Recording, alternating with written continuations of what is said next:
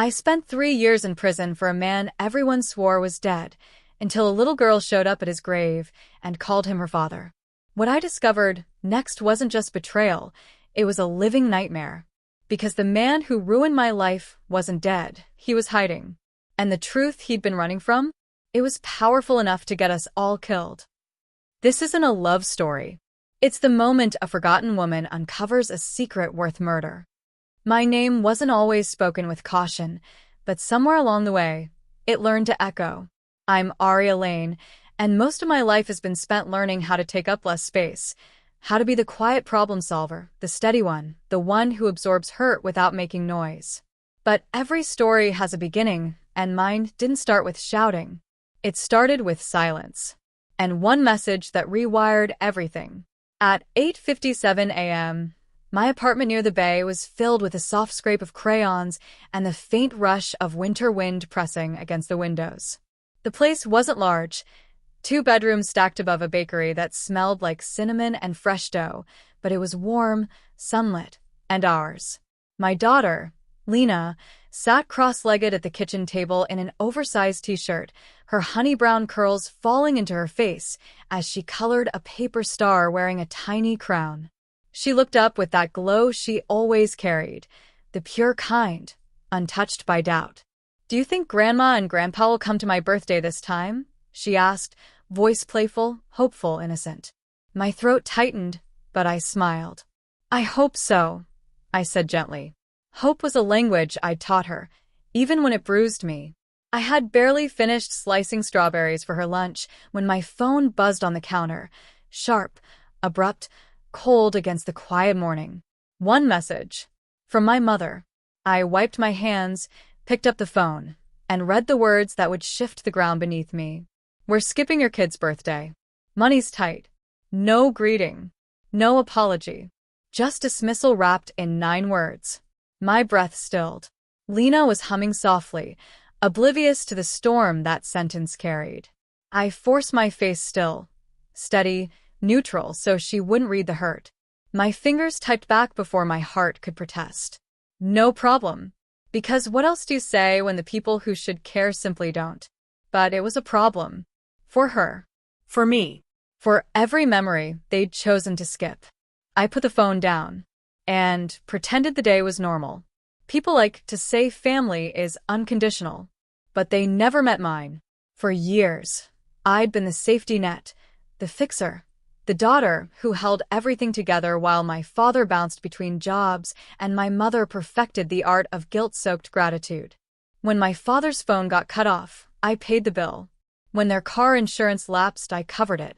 When emergencies arose at midnight, it was my card, my account, my sleep sacrificed. They called it loyalty, but only when they needed something. Yet every time I had needed them, silence. Excuses. Absence. Still, that day I swallowed it.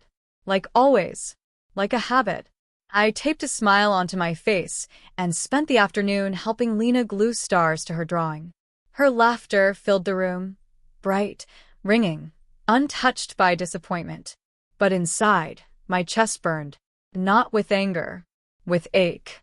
A dull, familiar ache that had lived inside me for years. Lena turned 7 that Saturday. She wore a lavender dress she'd picked out months earlier and asked if we could make cupcakes instead of a cake, because cupcakes feel like parties in your hand.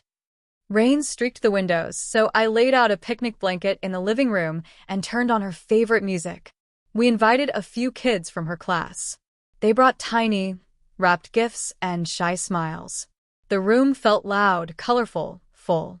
For a while, she didn't notice the absence. But after the guests left and the songs faded, she approached the table, lifted a cupcake with a single candle, and stared at it with a quiet, almost too wise expression. "Maybe next year," she whispered. She didn't cry.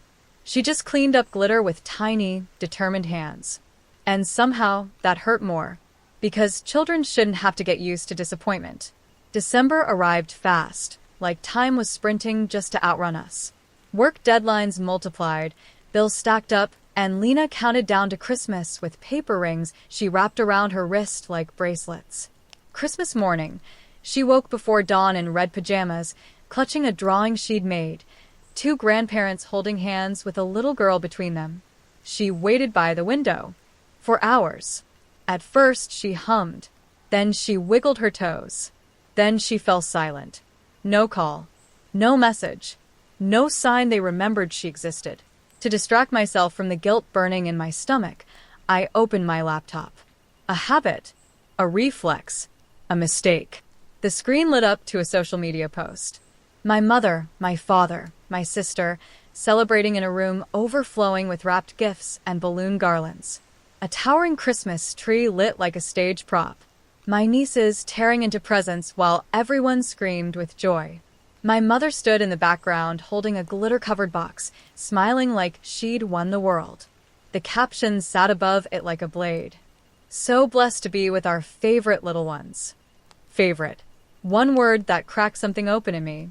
Lena appeared beside me, quiet, unnoticed, until her small hand rested on my arm. She saw the screen, saw the decorations, saw the happiness she wasn't part of. Her voice fell to a whisper so thin it barely existed. They forgot me again, didn't they? I pulled her into my arms. But she didn't cry. She just stared. Stared at a family who chose someone else. And in that moment, something inside me didn't break. It aligned, sharpened, solidified. I realized I was done waiting for love that never arrived. The morning after Christmas, the apartment was still. Too still. Lena slept curled on the couch, clutching the blue and gold painting she'd made the night before, brush strokes blurred like her unspoken feelings. I stood over her and felt a weight I'd carried my entire life finally shift. Without thinking, without ceremony, I opened my laptop, not to scroll, not to check emails, but to open my payments dashboard. A list appeared. Monthly transfers, phone plans, insurance premiums, memberships. All in their names, all paid by me, all draining me silently. Years of sacrifice, disguised as responsibility. My hand hovered, not from fear, from clarity. Then, click, cancel, click, cancel, click, cancel. One by one, the lifelines I'd kept running for them disappeared.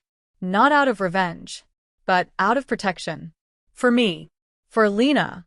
If they couldn't show up for a 7-year-old girl who loved them with her whole heart, they didn't deserve access to mine. By sunrise, everything was shut off, and for the first time in years, I felt free. At 11:14 a.m., my phone finally buzzed. Not my parents. Of course not. It was my sister, Mara. Aria. Dad's furious. Mom's crying. Everything got disconnected.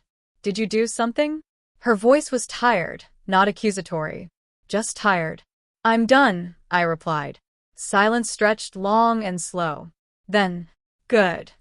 That single word told me she had known the truth for far longer than I had. The rest of the day moved in quiet, delicate motions. I washed paintbrushes, folded laundry, tidied shelves. Ordinary tasks felt different, lighter. Like each one was reclaiming a room inside me I hadn't realized was occupied. That night, Lena leaned against me and whispered, I like when it's just us. And I realized, peace wasn't lonely. It was earned. But peace never lasts long when secrets are involved.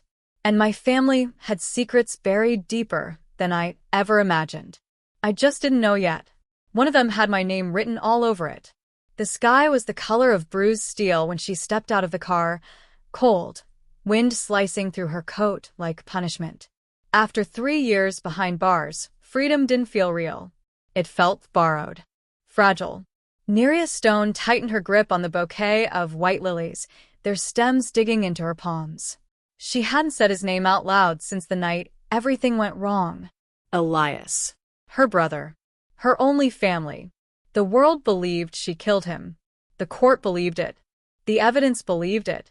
She served the sentence in silence, refusing to beg, refusing to break. But she knew one thing with absolute certainty. She didn't do it. As she approached the headstone, her breath trembled. Fresh soil. Fresh flowers. Someone else had been here, recently. Her pulse quickened. She whispered, I'm home, Eli. I'm going to clear my name. I'm going to find the truth. A sudden crunch of gravel behind her froze her in place. Footsteps. Slow. Deliberate. Too close. She turned, and her heart slammed against her ribs. A young girl stood a few feet away, no older than 7, clutching a worn backpack. Big eyes. Pale face. Terrified. But it wasn't her presence that made Neria's blood run cold. It was what the girl said, in a trembling whisper. He's not dead. For a moment, Neria couldn't breathe. He's not dead. The little girl nodded, clutching her backpack tighter.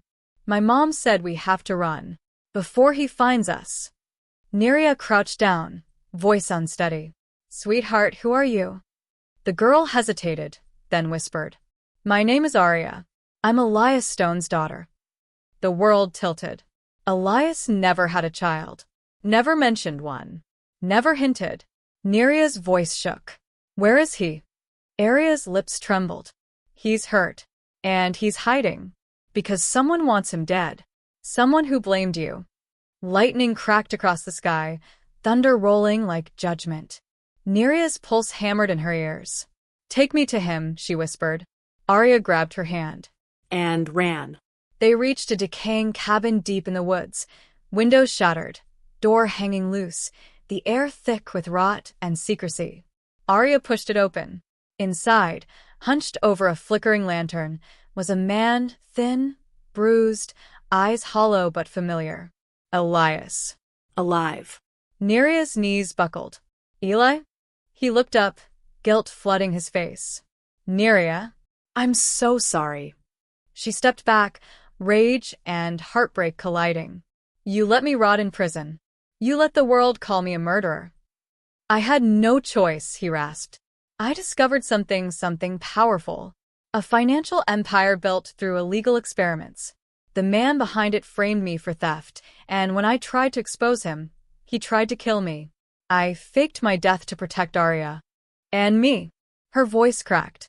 His silence was the answer. Neria staggered. You were alive. And you let your sister go to prison. I thought you were safer inside than being hunted out here. Tears burned her eyes. You destroyed my life. I'm trying to fix it, he whispered. But he's coming. He knows I survived. As if summoned, engines roared outside. Headlights flooded the broken windows. Aria screamed. Elias grabbed Neria's arm. It's him. Armed men surrounded the cabin. At the center stood a figure in a tailored coat, smiling. Vincent Hale. Billionaire. Elias's former employer. The man who built his empire on stolen research. Elias's research. His voice echoed through a megaphone. Hand over the stones, and the girl. This ends clean. Neria felt something snap inside her. 3 years of silence. 3 years of cages. 3 years of betrayal.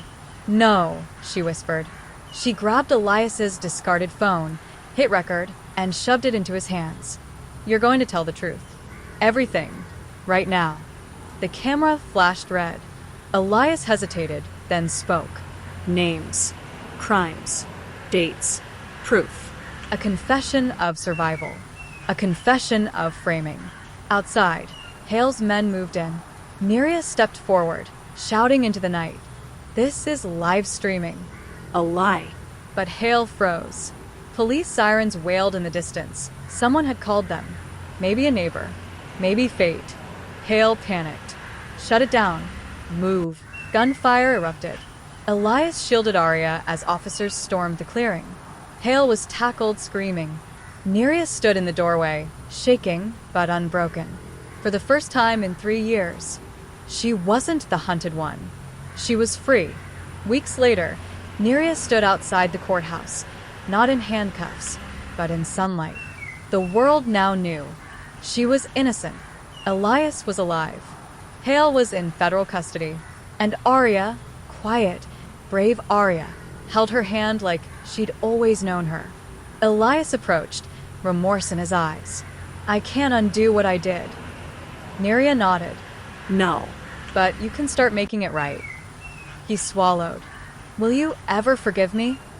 She looked at Aria. Then in the open sky, "Not today," she said softly, "but someday." She turned away, not running, not hiding, just moving forward. A woman who'd lost everything and reclaimed herself. This time her life was hers, and no one would take it again.